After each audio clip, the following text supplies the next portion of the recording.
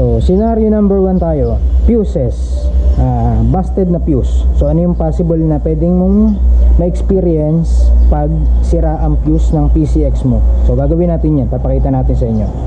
So ngayon, working yung fuse ko. Nakita nyo, na-open yung panel. Okay, na-open yung panel, na-start. Okay, so pag putol yung fuse, so ano mangyayari pag putol yung fuse? So ganito yung mangyayari. Gawin natin. Siyempre, tatanggalin natin yung fuse. For example, kasi busted, di ba? So busted, ibig sabihin walang connection. So same lang yon sa tatanggalin natin yung fuse, di ba? Tanggalin natin yung main. Tanggalin natin yung main. Ito, main fuse. 30, yung 30. Nandito yun. Nakikita nyo naman dito sa cover ng fuse yung etong mga pagkakasunod-sunod ng fuse kung para saan siya. So alam nyo na yan, gets nyo na yan, imposibleng hindi. So nakasulat naman yan eh. Main, backup, headlight, turn signal, stop taillight, injector. Itong nasa upper right, injector tsaka fuel pump. Tapos FI 7.5, USB. Yan, yun lang yung may mga fuse. So ang tinanggal natin is number 30 amps sa main, kasi yun yung fuses na ginamit, 30 amps. So tinanggal natin yung fuse. Consider nyo na lang as putol, kasi wala nga connection, putol. Okay, so ganito yung may experience nyo pag putol ang fuse. Susi natin, walang fuse yan ha. So nag blue, so may access, no? May access tayo, ilock natin to. Okay, so nag blue, may access. Umilaw yung key kasi nadedetect niya yung susi natin, no? Nadedetect niya yung susi. Okay, so gawin natin, buhayin natin yung knob, ilagay natin sa turn on. Yeah, naka-turn on. Ang problema, blackout yung panel, as in blackout, wala kayong makikita, pero na-access nyo yung knob, diba? Na-access nyo yung knob. I-start natin, try natin i-start. Walang pinag-start, walang busina. Check natin yung headlight, wala ring ilaw, pero naka-on yan ha. Ayan, yung susi, yung knob nya naka-on yan, diba? Off, seat, on. So naka-on yan, di ba? Patay ang headlight, hindi gumagana taillight. Okay, so walang panel. So ito yung may experience nyo pagka putol yung fuse ng PCX nyo. Okay, so alam nyo na, para hindi kayo manghula, para hindi na kayo manghula kung na-experience nyo to, nasa malayong lugar kayo, kaysa magtanong-tanong kayo kung saan-saan. Ito na yung guide. Okay, okay, so confirm fuse, ganun na mangyayari. Hindi nyo may start pero may access kayo sa knob. Hindi ito lobat ha, hindi, iba pa yung lobat. Mamaya i-explain natin yung kung paano naman yung lobat. Balik na natin yung fuse na 30 amps. So gawin nyo pala, bumili pa kayo ng extra na tigi-isa, kasi ito yung backup lang eh, 3 piraso. May isa kang backup sa 30, isang backup sa 10, isang backup sa 7.5. So ang gawin mo, may 3 slot pa naman yan, libre. Bumili ka pa ng isang 30, isang 10 at isang 7.5. So mura lang yan yung mga fuses na ganyan. Kahit sa mga motor shop meron yan, dalhin mo lang to, baklasin mo lang yan, pakita mo, ito yung ganito kalaki. Okay na yun. Okay, so tapos na tayo sa unang senaryo. So ayun, nabalik na natin yung napalitan na natin, kunyari napalitan na natin yung busted, napalitan na natin. So tingnan natin kung ano mangyayari. Balik uli natin yung fuse cover. Ayan, fuse box cover. Then balik natin siyempre yung takip ng battery. Okay, so okay na, napalitan na natin. Nakalimutan ko to. Mamaya na lang. And then ayan, okay na yung fuse, napalitan na natin. Ngayon ito yung tsura ko pag yan, bumili na ako ng ganito kasi wala tayong tanga hawak. Yan. Then buhay natin. Oops, ayun. So gumagana na yung panel. Nag-start na natin. Okay. Okay, so okay. Tapos na tayo sa fuse. Kasi maraming klase yung fuse. Ang topic lang kasi natin ngayon is ayaw mag-start. So yun yung possible na nasira na fuse yung main. Kasi kung halimbawa ang putol na fuse sa headlight, magi-start pa rin naman ang motor mo kahit putol yung fuse ng headlight mo, di ba? Pero may isa pa pala dito. So hindi magi-start yan pag putol ang fuse ng ito, yung injector. So kukunin natin yung fuse ng injector. So pinaka-kanan, pinakataas. So hindi ko mapapakita kasi mahirap na. Pareho lang naman ang itsura ng fuse box natin. Wala tayong pinagkaiba kung PCX 160 ka. So ayun, natanggal na natin yung fuse sa injector tsaka sa fuel pump. So ngayon alamin natin kung ano mangyayari kung putol na yung fuse ng injector at fuel pump. Pustahan hindi siya mag-start, pero ma-access natin to, pero hindi niya mag-start. Okay, nabuhay yung panel, pero nagkaroon ng check engine. Tinanggal natin ang fuse ng fuel pump tsaka injector. So try natin i-start to kasi may laman pa yung fuel line nito ayun, wala, hindi nag-start. Wala na. So hindi na siya mag-start kasi hindi na nag-activate yung fuel pump. Ayan, so nakadalawa na pala tayo. Na-explain na rin natin ngayon yung sa fuel pump. Naisabay ko na pala ngayon na-explain. So ayan, magche-check engine pag putol ang fuse nyo sa fuel pump. So yun, nalaman na natin. Alam na natin pangalawa, hindi siya mag-start, wala. Okay, so patayin ko ulit. And then kabit na natin yung fuse. Balik na natin. For example, ayun, nakita natin putol to. And then papalitan natin. Ito is 10 amps. So may reserva naman dito yan na 10 amps.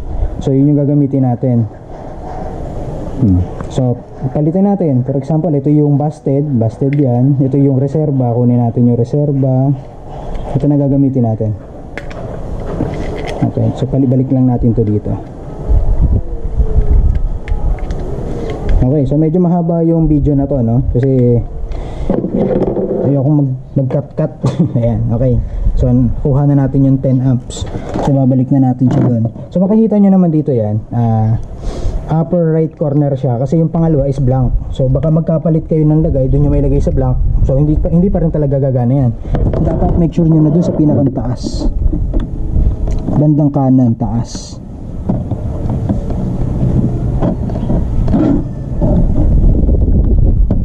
Okay, so ganun lang kasimple mag-troubleshoot.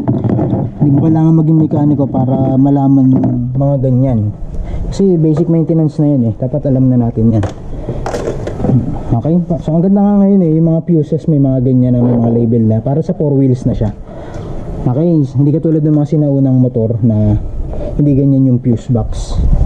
Okay, so nakabit na natin yung for example, okay na napalit na natin yung busted, natanggal na natin, napalitan na natin bagong fuse. So check na natin kung gagana na siya. Okay. Okay, ewan ko bakit hindi nawala yung check engine, pero try natin i-start. Ayan, so nag-start na siya. So nandun pa rin yung check engine after natin na mawala yung fuse sa injector at saka pump. Ang gawin natin, patayin lang natin ulit, and then try natin buhayin ulit. So hindi pa rin siya nawawala. Start ko ulit. So ganyan yung mangyayari, pag naputol yung fuse nyo sa fuel pump at saka sa injector, hindi nyo siya may start, and then lalabas yung check engine. Okay, mamaya mawala rin yan. Okay, so nakadalawa na tayo, so babalik ko lang to. So tapos na tayo sa fuse kasi yun lang naman yung mga possible na fuse na hindi mag-i-start yung motor mo kung sakaling yun yung putol or busted. Yung main, tapos itong injector at fuel pump. So siguro baka pati itong FI baka hindi rin. So ito kasing iba, turn signal, pag napundi yan, itong turn signal, pag nasira fuse mo yan, mag-i-start pa rin ang motor mo, kaya lang hindi iilaw. Sa headlight ganun din, hindi mo lang ma-on yung headlight mo pero may start mo pa rin ang motor mo. Okay, so yun lang yun, yung dalawa na yun. Okay, so doon naman tayo sa ibang senaryo. Ang senaryo naman natin is lobat yung battery mo. So ano mangyayari pagka lobat ang battery mo? Battery ng motor. Yung sa remote mamaya na yan. Ito muna sa battery ng motor. Okay, so gawin natin, open natin, yan, tanggalin natin to, tanggal natin yung cover. So tatanggalin natin ang isang terminal.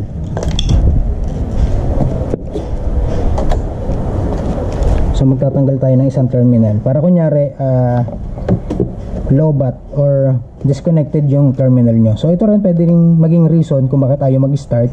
Luwag na yung terminal, maalin doon sa dalawa. Lagi nyo ding i-check yan kasi syempre alam naman natin si PCX160 is ma-vibrate, parang dildo.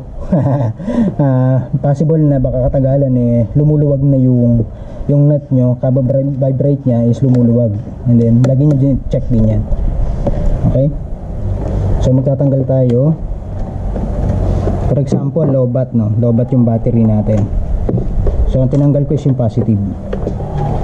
Okay, so walang connection. Walang connection. So lowbat. Lowbat battery, sira battery, lowbat. Ayan. So walang connection yan. Ibig sabihin, walang dumadaloy na kuryente. Kasi nga, lowbat, tinanggal natin. Okay? So ano yung mga possible mong ma-experience kung sakaling lowbat ang iyong PCX? So ganito ang mangyayari. Sara natin. Okay. Lowbat. Ganito mangyayari pag lowbat. Wala kang access sa knob. Ayan. Kahit anong gawin yung pindot, hindi siya tutunog, hindi siya iilaw. Kahit ilong press mo yan, wala. So ngayon, hindi mo ma-access yung seat cover. Pag lowbat ang motor mo, hindi mo ma-access yung seat. So paano mabubuksan to? Dito nga siya. Hindi mo nga ma-access yung knob. Huwag yung prepersahin yung knob para pihitin. Hindi yan tatapat sa seat.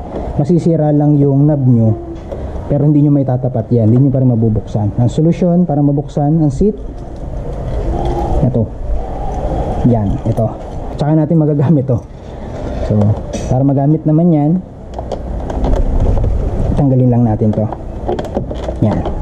Then ito, alam nyo na to kung paano gamitin. Dali lang yan. In-explain to bawat kasa. Kung hindi man, etong shape na to is meron yung butas na saktong-sakto doon. Doon yung siya tatapat. Emergency key, seat opener. Yan yun. Then hindi ko napapakita yun kasi common sense na yun. Alam nyo na yan na kung saan tatapat to. Same shape lang naman yan doon. Kumbaga ito yung male type, female nandun. So shoot nyo lang doon. Okay, ayan. And then push down. Okay, narinig nyo ito, mangat, di ba? Ulit, tapos babalik nyo to. Okay, so nakalak ulit yan, nakalak. So pag nailagay nyo na doon, push down, and then pag lumagutok na yung seat, up nyo ulit, then tanggalin nyo na. So okay, na-open na natin yung seat. So ibalik ko na to, so pagbabalik, unahin nyo yung dalawang lock. Ito, unahin nyo yung dalawa pagbabalik, and then ulit to. Pagkatanggal, unahin yung angat to, hilahin nyo. Pagbabalik, unahin nyo yung dalawa side na yan, then tulak to. Okay, so ganun lang. So okay, na-access na natin yung battery. So nakita natin, sabihin natin luwag lang muna or natanggal yung terminal. So ang gawin lang natin is ibalik lang natin yung terminal. Diba? Balik lang natin. For example yan. For example, hindi siya lowbat, talagang natanggal lang yung connection. So ang gawin nyo lang is higpitan nyo lang.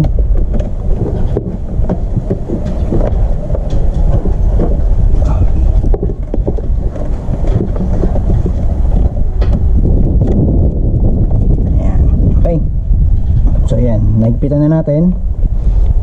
Check ulit natin kung mag-start na siya. Ayun, okay, nawala na yung engine check niya, no? Ang ginawa ko is binunot ko lang yung positive ng battery, and then nawala na.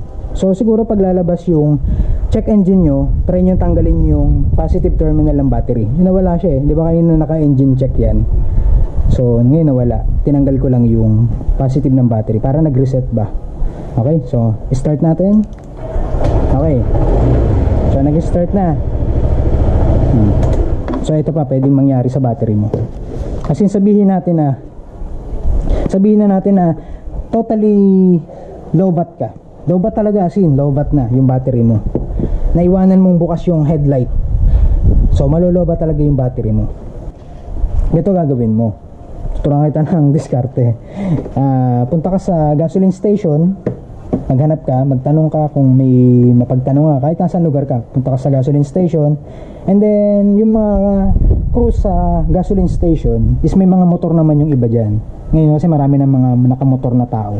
So sa gasoline station, yung mga nagtatrabaho doon, may mga sariling motor na yan service nila. So ang gawin mo, manghiram ka sa crew ng extra battery. So ganito, ito battery, for example lang to, nakahiram na tayo sa isang motor. So ito kay Rider J to So itong battery na to is buo pa. Ito yung ginagamit ko kay Rider J na Motolite, buo pa to, pero pinalitan ko na siya ng OD gel type battery. Ito yung pinalit ko. So gusto ko lang testingin yung gel battery. Yan. Okay, so nakahiram na tayo kay Pedro ng battery. Nakahiram na tayo ng battery. So ngayon ganito gagawin nyo. Dapat meron kayong baong ganito. Ako lagi may baon nito Ayan. Ito. Alligator clip. Yan. Ito. Magbaon kayo nito. Napaka-importante nito. Kung maga pan jump start natin, i-jump start natin. So napaka-importante niyan. Napaka-importante. So ang gagawin nyo lang is positive to positive, negative to negative. So ganun lang yung connection na gagawin nyo. So ito is black wire, so negative, kabit natin sa negative, and then itong red wire ko lagay natin sa positive. Okay, lagi kayo magdala nito, lagi, gumawa na kayo, madali lang to, DIY lang to, ginawa ko lang to bili kayo sa mga ng alligator clip na ganito kaliit, or kung gusto niyo mas malaki, bahala kayo, alligator clip tapos wire. Tapos itong positive, connect mo lang sa positive. So ganito din yung sa mga 4 wheels.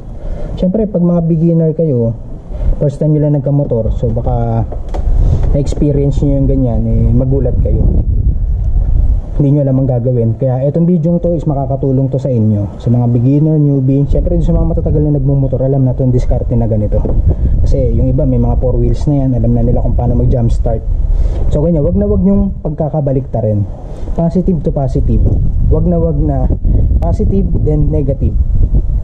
Ako ang sasabi sa'yo, masisira ang motor mo.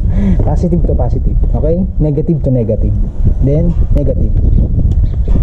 Ngayon, dahil lobat yan, so lobat, para mangyayari kasi dyan, yung battery na to ang magsusupply sa motor mo para mag-charge. Kumbaga ano lang yan mag-i-initialize lang. So ayan, ganyan yung setup mo, no? And then open mo na siya, nabubuhay na yan. And then pwede mo siyang start. Then pag na-start na siya, may start na siya, hayaan mo lang muna kahit mga 5 minutes. 5 minutes na, hayaan mo lang na 5 minutes na nagcha-charge siya hanggang para magkarga yung battery mo. So ganun lang, hayaan mo magkarga muna yung battery mo mga at least 5 minutes. So okay, so tapos na tayo dito. Ganun lang kasimple yan. Okay, so mamaya gagawin ko, ipapakita ko sa inyo kung ano yung itsura naman ng itsura ng PCX pag lobat ang battery. So ang gagawin natin, ilolobat ko tong battery na to para sa inyo, sa mga subscriber ko dyan na mahal ko. Napakita ko sa inyo kung ano mangyayari sa PCX pag lobat yung battery. Kasi kanina hindi naman lobat So lolobatin ko to, ito yung sasalpa ko sa PCX. So tara, gawin natin. So kung bibili kayo ng battery, ito yung size nya. So magkaparehas sila ng sukat, no? Sa taas lang sila nagbago ng 4L. Ayun lang yung difference nila. Ayan, ayun lang. Matangkad lang ng konti to. So siguro nga 5L lang to, 5L. Kasi ito gagamitin natin.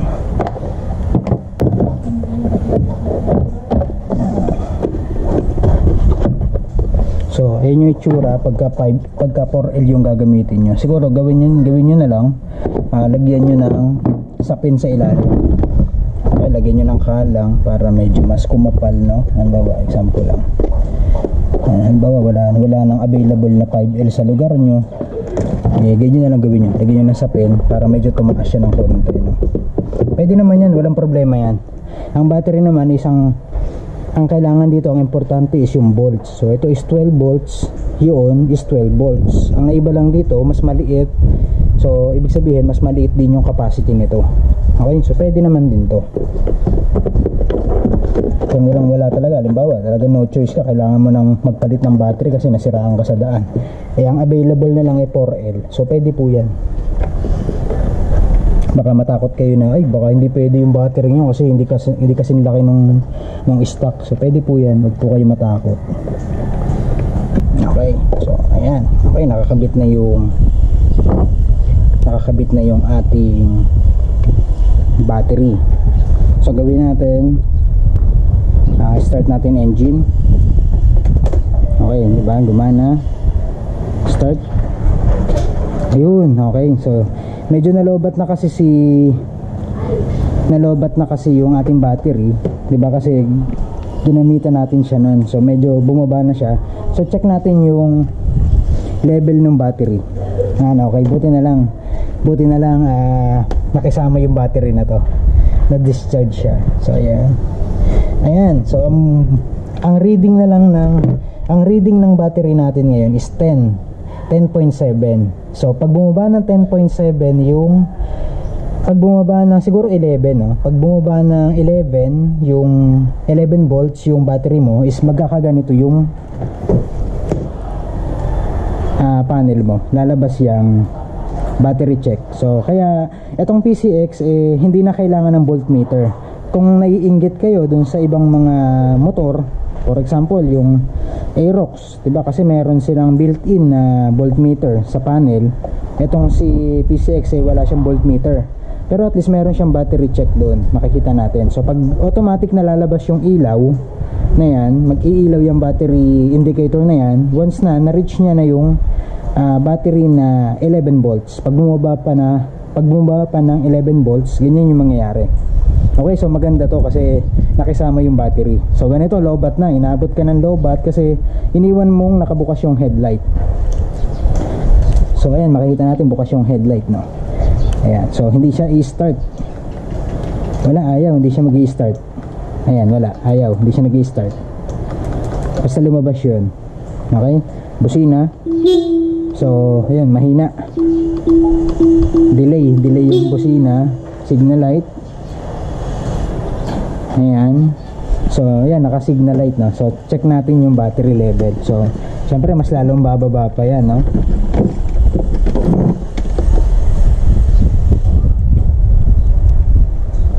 Okay, so yan, naging 9 volts na lang siya. Ayan, kung makikita nyo, no? Yan, naging 9 volts na lang.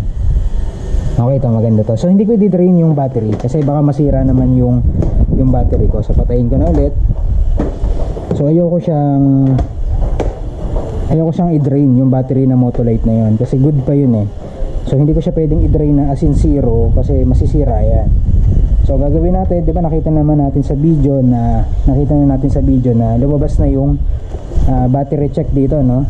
So lumabas na yung battery check. And then start. So ayan, lumabas na. Ayan, lumalabas siya kasi mababa na sa 12 volts yung karga ng battery. Okay, so ganyan yung gagawin natin, example. So for example, yan yung stock natin, no? Yan, maganda to, maganda. At least naipakita ko sa inyo ng maayos kasi kanina example lang yung pinakita ko, no? Na example, lobat yung battery mo. So ganyan. Ito actual na lobat yung battery. Ito maganda. So sa mga subscriber ko, no, salamat talaga sa inyo. Kundi dahil sa inyo, hindi ako gaganahan gumawa ng vlog. As in, ito naman vlog kong ginagawa na to is for ano lang to, hobby ko lang.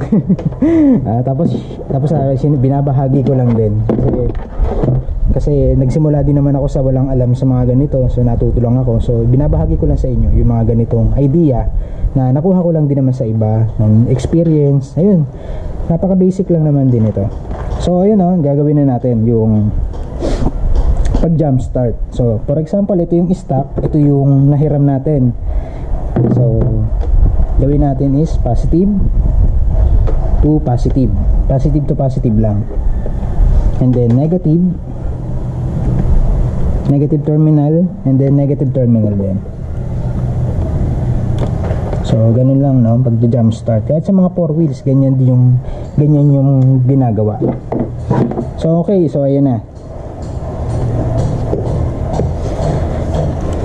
So moment of truth. So nakita naman natin, no, low bat talaga yung motor, no. So ganyan yung setup, no. Positive to positive, double check lagi natin, no. Positive ng terminal, and then positive ng backup na battery, negative ng backup ng battery to negative ng battery. So wag na wag kayong magkakamali dyan. Kahit seconds lang na magkamali lang kayo ng palit nyan, baka pumutok ang mga fuse nyo. So ingatan nyo yan kung magja-jump start kayo. Okay, so ngayon, di ba nakita naman natin na low ba talaga yung isang battery na yun. So ngayon try natin. So kanina every time na i-start natin siya, lumalabas yung battery check. Okay, so start natin. Okay, so nag-start siya na hindi nag-check engine, hindi nag-check battery, nag-battery check. So hindi lumabas kasi may supply siya nitong isang battery, diba, itong isang ito. Okay, so hintayin lang natin mga 5 minutes na naka-start na. Sabihin natin na 5 minutes, maghintay tayo ng mga 5 minutes dyan para magkarga lang. So okay, so tapos na tayo dito sa battery, no, na nakargahan na natin yan. So ngayon gagawin natin, try natin tanggalin ko na tong battery na to. Yan. Yan, tapos okay na yan, nakargahan na yan. Huwag nyo papatayin yung makina. Okay, hayaan nyo siya, tatanggalin nyo siya na umaandar pa yung makina bago nyo tanggalin to, kasi baka mamaya tapos pa pala yung voltahe, baka mamatayan. Okay, so ngayon check natin. Meron ako ditong ito, tester, multi-tester. Check natin yung battery nya.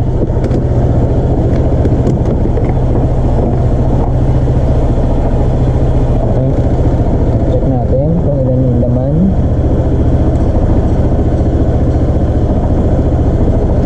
Okay, so ayan yung voltahe nya ngayon, 13.4, naka-idle lang yan. So feeling ko naka full wave na to. Parang full wave na siya. Ganito kaganda yung bato ng kuryente niya, oh. Napaka-stable niya. Hindi siya bumababa ng 12. Lalo na pag nag-rev ka siguro dito. So try natin i-rev, no? Yan. So yan, nag-P15 talaga siya. Nag-P15 volts. Okay, so patayin ko na yung engine. So ayan, patay na. Pinatay ko na yung engine, and then check natin yung battery, kung ilan talaga yung actual na laman na lang niya. Okay yun, so nag-charge na siya. Kanina below 12 volts yan, parang kanina hanggang 9, di ba? Umabot siya ng 9 volts. And then yun, nakargahan na siya, naging 12 na siya. So okay guys, no, dito na tayo sa remote, no. So dun sa nagsasabi na low bat yung remote battery ng remote ko, kaya nagkakaganon yung smart key ko nung last na video ko, no, yung nagkaroon ng signal interference. So ito, papakita ko sa iyo na hindi low bat yung battery ko. So ito yung reserba ko. Ito, nagbabaon lagi ako ng reserba. Ito, ayan. So itong reserba kong battery, ito yung ginagamit ko pa kay Raider JFI ko. So ito yan.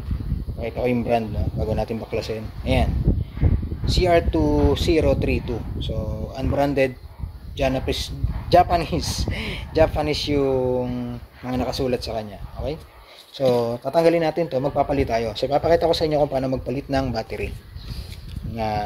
Ayan, kailangan nyo lang ng sapin. Pwede namang wala, pero mas maganda kung meron ka naman, or damit, ipiti mo ng damit mo yung battery, and then ito gamitin nyo. So ito kasi dinesign na talaga, yung uka na yan, isaktong-sakto dyan yung battery, para hindi na hassle sa'yo na kung ano pa yung gamitin mong tool para buksan yan. So yung extra battery is pwede mo nang gamitin yan pang baklas nito.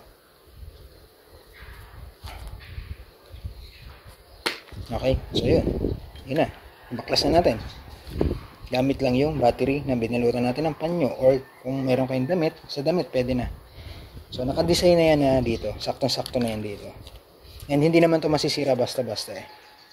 Okay, so natanggal na natin. Ayan. So kuha lang tayo ng panangkit ng battery. Ayan, ito. Okay, so ito, kuha lang tayo ng panangkit. Sangkitin natin to. So tandaan nyo yung pwesto ng battery. Ayan, yun yung pwesto niya.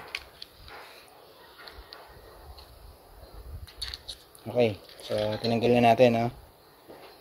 Ito yung stock. Murata yung brand. Ito yung Murata yun.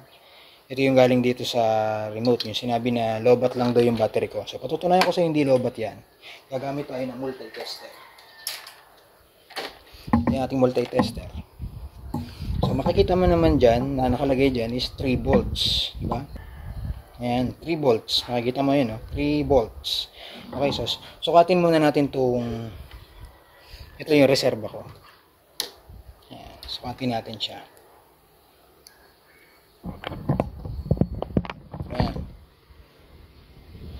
Sukatin natin siya. 3.18 yung ating reserva. So 3 volts lang naman yung kailangan niya. Sumobra pa siya. So sukatin natin itong nakalagay sa remote ko. Ayan. Then 2.98. So malapit pa siya sa 3 volts. So hindi pa siya lobat. Diba? Hindi siya lobat. Ayan, hindi siya lobat. 2.9, nagto 2.99 pa nga eh. So ayan, doon sa nagsabi na lobat yung battery ko, doon sa last video ko na in-upload, kaya nagkakaroon ng signal interference dahil daw lobat lang yung battery. So hindi po lobat yung battery ko. Kasi kung lobat po yan, hindi na po ako makakauwi ng San Pedro, or nagpalit na ako ng bagong battery. And hindi ko na po magagamit uli yung motor ko after nung video na yun. Okay?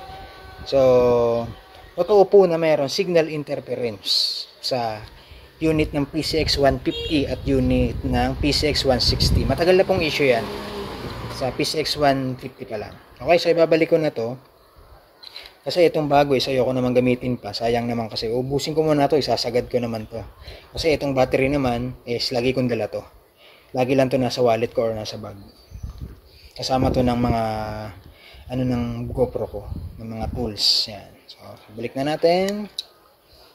So ganun lang pagbabalik. So yun nga pala, meron namang indicator na, ayan, makikita mo, plus sign, positive, and then sa battery, makikita mo naman na meron din plus. So, sila yung magkatapat. Plus, plus, di ba? Okay, and then, ganun mo lang. Okay, yun. Then, sara mo na.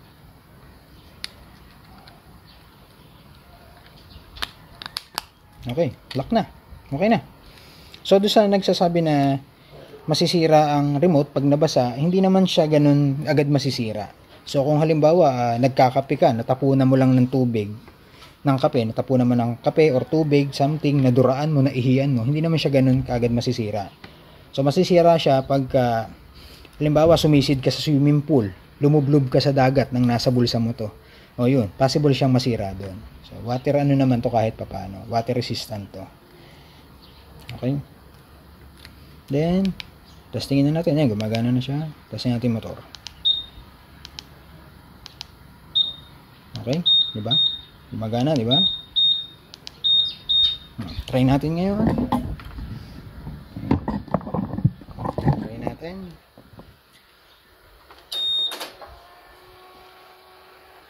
Okay. So, start natin. So, start. So, one click. So, hindi siya lobat. Okay, so yun, hanggang dito na lang about dun sa remote. So, na-explain naman natin ng iba, no? So, sa mga susunod na lang, dagdagan pa natin yung ideas, ganun. Pero at least marami kayong natutunan ngayong araw, lalo na sa mga newbie bago pa lang nagmumotor, lalo na sa PCX bago ka pala nagkaroon ng PCX. Malaking tulong para sa itong video na to kasi may mga tips tayo na binahagi sa inyo. So malaking tulong to para sa mga newbie. Okay, So, dako na tayo sa spark plug naman. No? So, si spark plug is isa ding pwedeng maging reason kung bakit hindi mo mapa-start ang motor mo. Okay, baka kasi busted na yung spark plug mo, so kailangan mo na siyang palitan. Kaya kailangan mo talaga na meron ka ring baon na spare na spark plug. So, parang ako, wala pa rin hanggang ngayon kasi sobrang hirap maghanap nung para sa PCX, no. Kasi iba yung sukat niya, mas mahaba yung thread niya compared dun sa iba. So, ayun, tanggalin natin, pindutin lang natin yung clip and then tanggalin natin 'to, yung lock. And then tanggalin natin dito. Okay, so natanggalin natin. Okay, magalala, hindi naman basta-basta masisira tong lock na to kasi napakaganda ng quality na ginamit ni Honda rito. So ayan, oh. So tip na lang din na wag kayo magtatanggal ng spark plug na mainit pa yung engine. So kapain nyo dito, dapat nahawakan nyo na ng kamay nyo at least mga 10 seconds. Diinan nyo siya dyan 10 seconds, and then pag naramdaman mo mainit, so wag muna, hayaan mo muna lumamig, diba? Mas okay na yun, na safe kaysa malostredan ka dyan, gastos, abala. So may inis ka lang. And then hilahin nyo lang yung spark plug cap, hilahin nyo lang yan. So hinila ko lang yan, and then alam niyo yung tools na galing sa ito, yung tools galing sa kasa. Yan, ito yung tools na binibigay. Ito yung magagamit natin siya dito. Yan, ito talaga is para sa spark plug talaga natin yan dito. So salpak nyo lang doon. Yan, and then sagad nyo, dapat sagad. Okay, and then so may pre-ring ito yan. Ito yung kasamang pre, di ba? Yung off-end. Number 10, off-end. Yung 14 tsaka 10. So ako kasi nagbaon na ako ng number 10 na close para mas madali siyang gamitin. Yan. And then counterclockwise. Yun. Okay. Then kamayin na natin.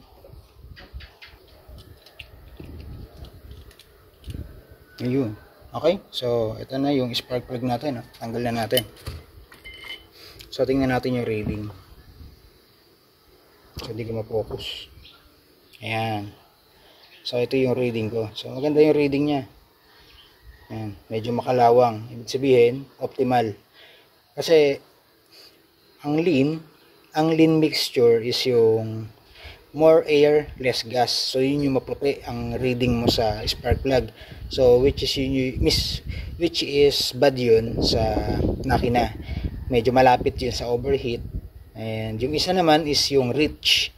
Yung reach naman is yung tip mo ng spark plug mo is sobrang itim na.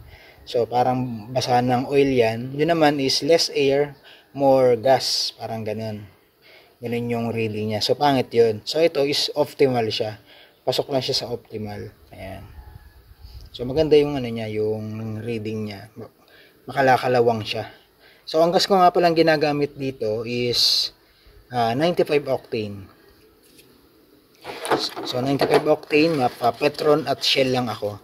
Kung alin yung available, kung alin yung mauna, then dun. Petron or Shell lang ako. Maalin lang sa dalawa. Sa Petron, XCS, and then sa Shell yung B-Power. Okay, so ito linisin lang natin yung gilid na yan, no? Ito, liha lang na konti. Ito, nagbaon na rin ako ng liha dito sa lagayan ng tools. Isinama ko na yan. Nandiyan na yan. Then lihahin nyo lang yung mga gilid na maitim, yung parang namuong carbon deposit. So tanggalin lang natin yan. And then syempre, natanggal na natin yung spark plug. Dapat kasi may failure gauge tayong dala. Naiwan ko kasi yung failure gauge ko na kay Rider JFA kasi ng motor yun. Sa mga tools ko doon. Kaya hindi ko nadala. So, susukatin nyo lang yan. Dapat ang sukat nyan is 0.9. 0.9 yan. Ang sukat nyan dyan. 0.9. Okay. Then yung gitna. Tingin lang natin. Ayan, okay na yan. Hindi naman kailangan sobrang liyahin ng todo-todo. So, binawasan lang natin yung mga carbon deposit sa mga dulo-dulo ng gano'n. And then, balik na natin. So, kung mayroon kayong spare, yun na nga, yung sinasabi ko na dapat may baon kayong spare na dapat yun yung baon nyo lagi para in case na ma-busted yung spark plug nyo, may pamilit kagad kayo. So pag higpit naman, hand tight lang muna, no? Higpitan nyo muna ng kamay. So pag hindi nyo mahigpitan ng kamay, ibig sabihin baka naka-disalign yung mga thread. So bunutin nyo ulit and then salpak nyo ulit siya. Dapat kasi maluwag lang siyang ipapasok. Kumaga dapat maluwag nyo lang siyang maluluwagan and then may higpitan, kaya ng kamay dapat. And then pag sagad na sa kamay, and then konting adjustment na lang yan. Hindi mo na kailangang isagad ng todong-todong sara yan. Okay? Kasi baka dyan mag-uumpisa ma-lost thread yan. Maabala ka lang, magagastosan ka lang. Then, balik na natin yung spark plug cap. Okay, so natutuwa ako dun sa spark plug reading niya. So, sobrang ganda ng sunog. Then, start natin.